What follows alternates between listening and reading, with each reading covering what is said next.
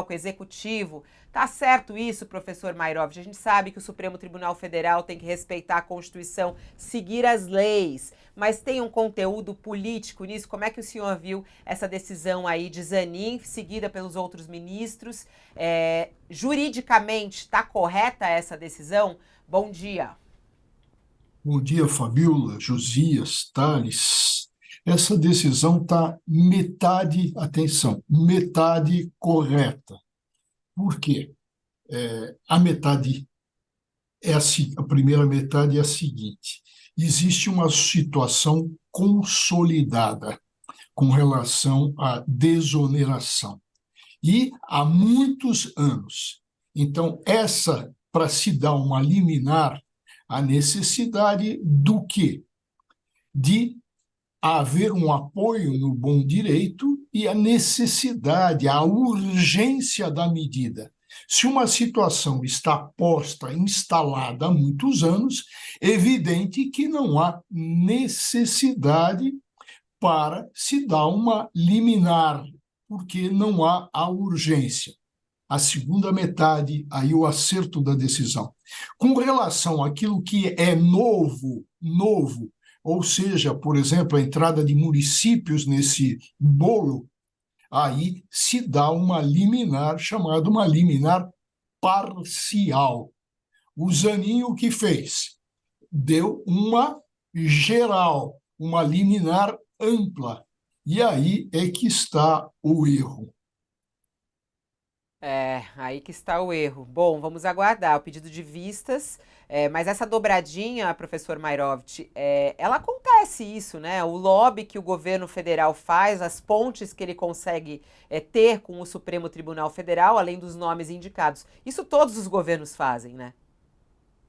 Mas veja, tem modos e rebus, tem as maneiras de se fazer. O que a gente está assistindo é, de repente, o judiciário sair de uma função e começar a dar não decisões técnicas, mas decisões políticas, que é o que vem acontecendo.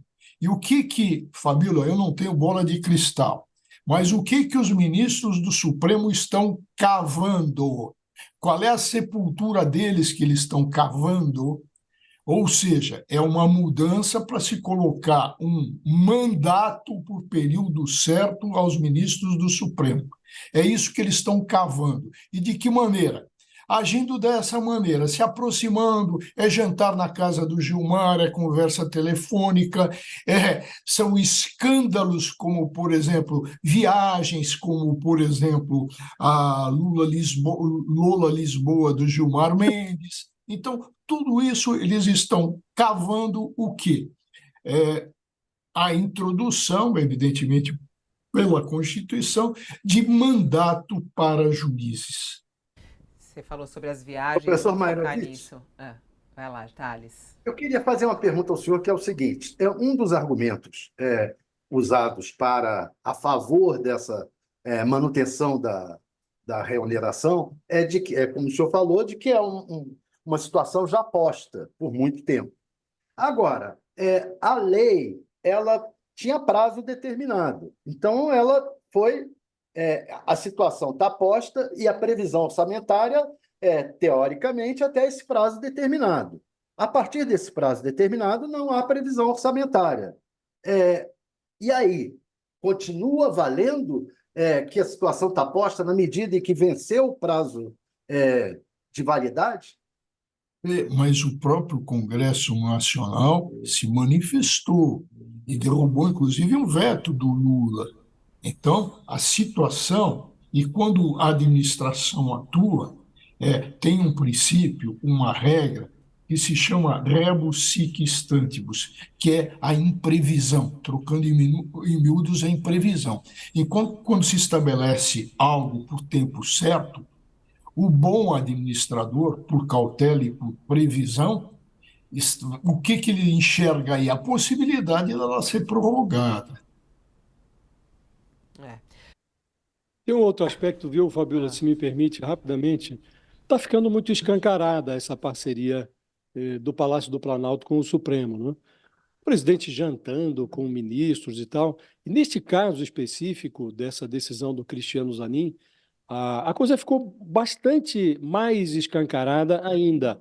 E o Palácio do Planalto entrou com um recurso, a ação direta de inconstitucionalidade no Supremo, no dia 24, às 14h03.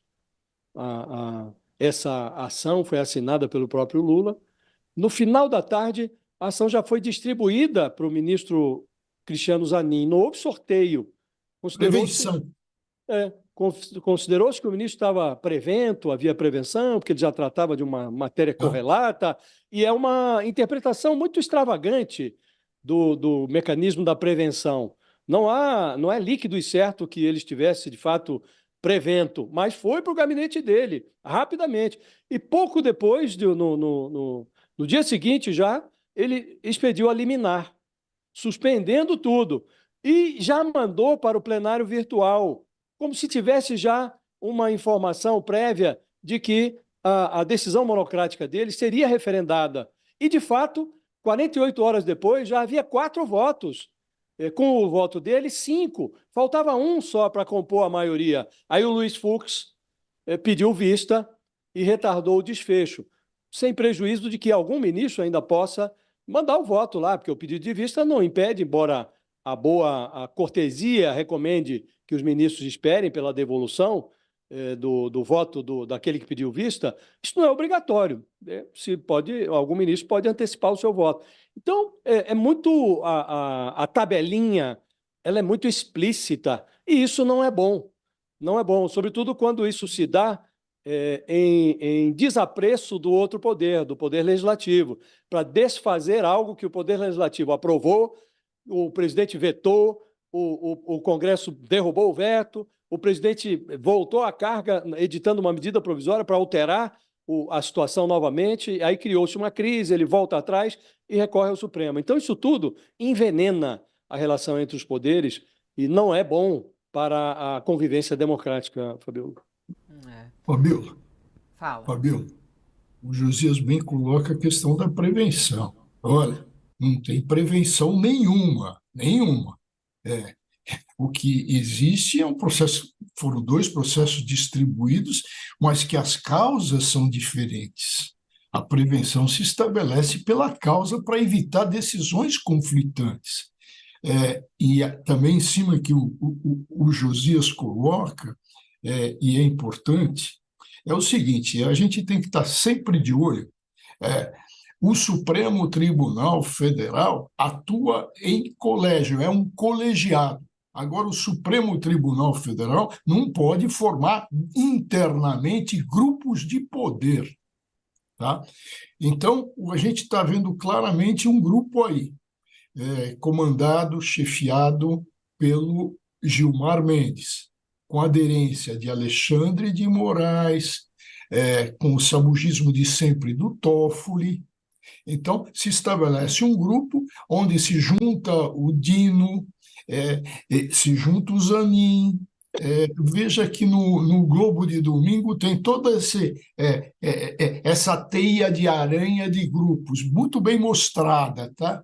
Então, o Supremo fica, Thales, você que sempre coloca essas questões, o Supremo fica desvirtuado. E dentro dessas críticas, ainda de críticas ao Supremo, tem essa questão das viagens, né? O Mairovich fala bastante sobre isso. Na sexta-feira abordamos esse assunto. O jornal Folha de São Paulo traz uma reportagem hoje falando justamente sobre a falta de transparência dessas viagens de ministros do Supremo Tribunal Federal e também do Procurador-Geral da República à Europa. Isso tem chamado bastante atenção nessas últimas semanas, é um assunto em destaque.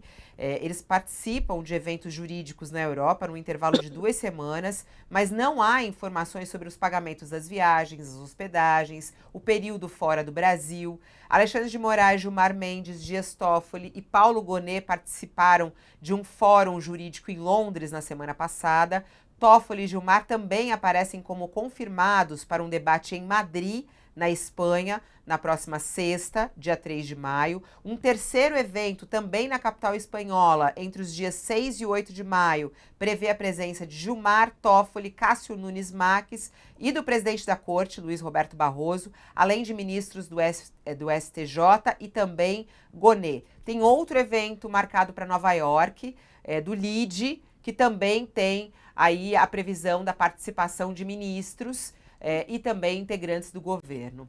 Vamos lá, o Mairovich, começo com você, até porque é do meio jurídico. Como que se deve dar essas viagens? É preciso transparência? Somente a transparência já resolve ou não? Ministros do Supremo Tribunal Federal não deveriam participar de eventos como esse. Olha, a gente tem que trabalhar de acordo com o quê? Nós estamos no Estado de Direito, de acordo com as leis. Qual é a regra para administração? A regra legal é o princípio da moralidade, em primeiro lugar. Existe moralidade nesses passeios, nessas viagens? Não. O segundo princípio é da publicidade. Teve publicidade nisso? A imprensa foi proibida de entrar. O terceiro princípio, e eu paro nele, é o da legalidade. O que a gente vê em cima disso? O juiz, pelo Código de Ética da Magistratura, pela Lei Orgânica da Magistratura, precisa ter um comportamento ético, precisa ter decoro, precisa ter recato. O que acontece quando uma empresa de tecnologia, que a gente ainda não sabe o nome, banca esse evento de Londres, onde as diárias são caríssimas, R$ 8.000. Bom, e vai por aí. E quem participa, há conflito de interesses? Evidente que há. Agora, se a gente pegar, Fabiola, o primeiro dicionário da língua portuguesa, que é de 1789, é o dicionário de Moraes, que é o grande linguista e primeiro. O que tem lá? Tem a expressão, o verbete, pundonor, que é o decoro, é o recato, é a decência. Daí sai pudor, que é o sentimento de vergonha. E o que a gente viu nesse episódio e está vendo, porque isso não está parando, como você lembrou. Vão para Nova York e vão aqui. Então, o que a gente está vendo aí? Uma falta de pudor, de sentimento de vergonha. Os magistrados perderam a vergonha, e quando perde a vergonha, perde o respeito popular.